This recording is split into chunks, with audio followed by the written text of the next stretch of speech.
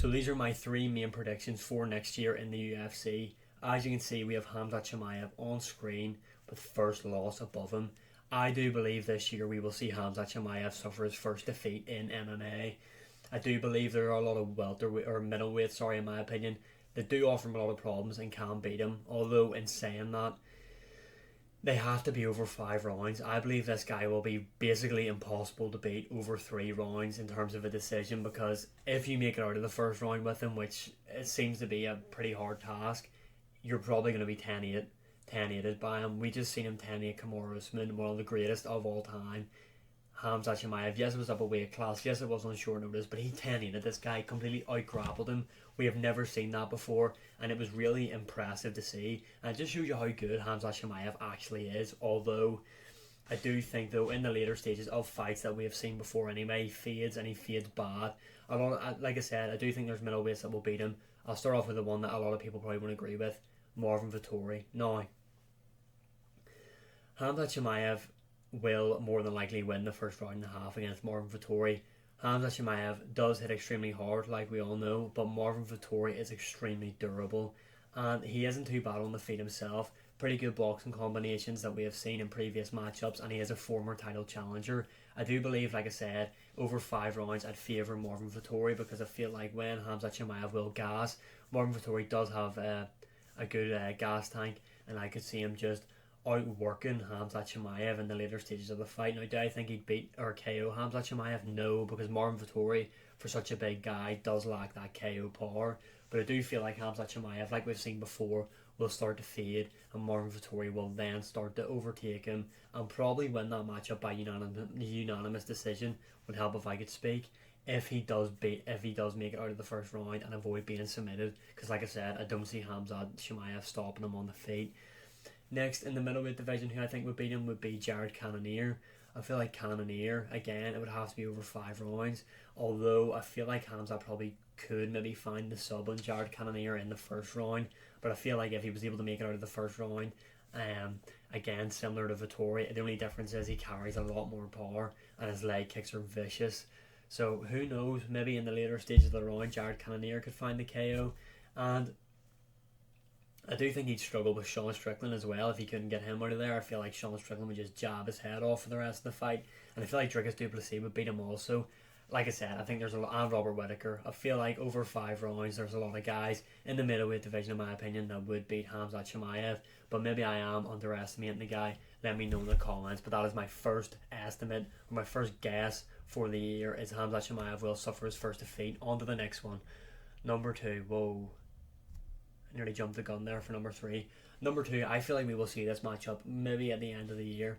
If Conor comes back and is able to beat Chandler at 300, ignore the voice break, like I think he will. I do believe McGregor will fight at UFC 300, and I believe it will be against Michael Chandler, where he will get the victory. And it's pretty much, I don't want to say confirmed because it's not confirmed, but Justin Gaethje and Islam Makhachev, there's been a lot of talk about those guys fighting. I mean, I feel like Islam Makhachev stylistically is terrible for Justin Gaethje. I feel like he's just a much better version of Khabib, and I feel like on the feet he can still. I feel like he could really have a lot of success on the feet against Justin Gaethje. Although Gaethje himself has shown a lot of improvements, a lot more patient. Obviously his leg kicks are vicious, and he has got that KO power in both hands.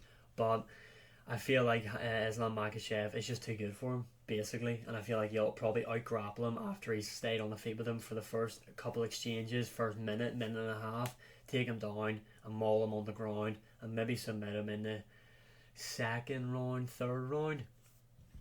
But anyway, that would be perfect, because Justin Gaethje would lose the BMF belt. Conor McGregor, if he comes off that one against Michael Chandler, will more than likely want to fight for the belt.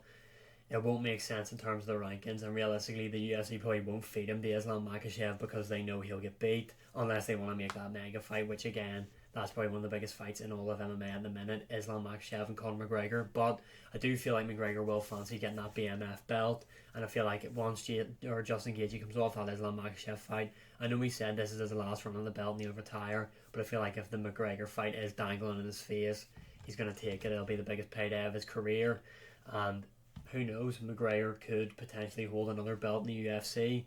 Obviously not a world championship, but I feel like McGregor would eye up that BMF belt, to be honest, and I feel like this would be a great matchup, depending on how McGregor looks when he comes back, like I said. But yeah, I do believe maybe in December, last pay per view of the year, we do see Justin Gaethje, Conor McGregor, BMF belt. Comment below, what do you think of that matchup? Who do you think would win? And yeah, on to the final one. This is my final prediction of the year.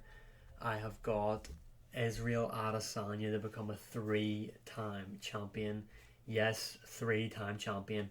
I believe Israel Adesanya will come back into the middleweight division and regain his title now. I know we've seen Sean Strickland absolutely dominate him for 5 rounds, but I feel like in a rematch you have to favour Adesanya. I do anyway. Yes, stylistically, Sean Strickland will cause him a lot of problems, but I feel like he will be able to adapt and he will be really working on that Sean Strickland rematch. I feel like this time off, I still believe him and his team will be game planning for this rematch against Sean Strickland. However, I feel like Dricus du Plessis will beat Sean Strickland, and then we will get Israel Adesanya versus Dricus du Plessis. I do feel like Israel Adesanya will be too emotionally invested in that matchup, so I could see Dricus du Plessis winning.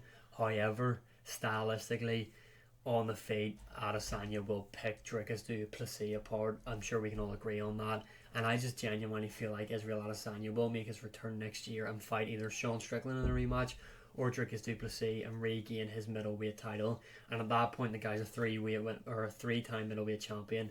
He's up there for the greatest middleweight of all time, in my opinion. But yeah, those are my three predictions for 2024. I've got Khamzat Chimaev to suffer his first defeat. I've got Conor McGregor, Justin Gaethje for the BMF belt at the later stages of the year, probably the last pay-per-view of the year in December. And finally, I've got Israel Adesanya to become a three-time champion. Also, Adesanya could maybe go up and challenge for double champ status again. Who knows? But for me, at the minute, I'm just going to say he's going to become a three-time middleweight champion. I think those are pretty good predictions, to be honest. Get your comments or get your opinion in the comments below. And as always, my social medias are on the top of the screen. I'd appreciate if you'd follow me on both TikTok and Instagram. And as always, like, share, subscribe, comment, all that good stuff. I appreciate it. And I will see you again in the next one.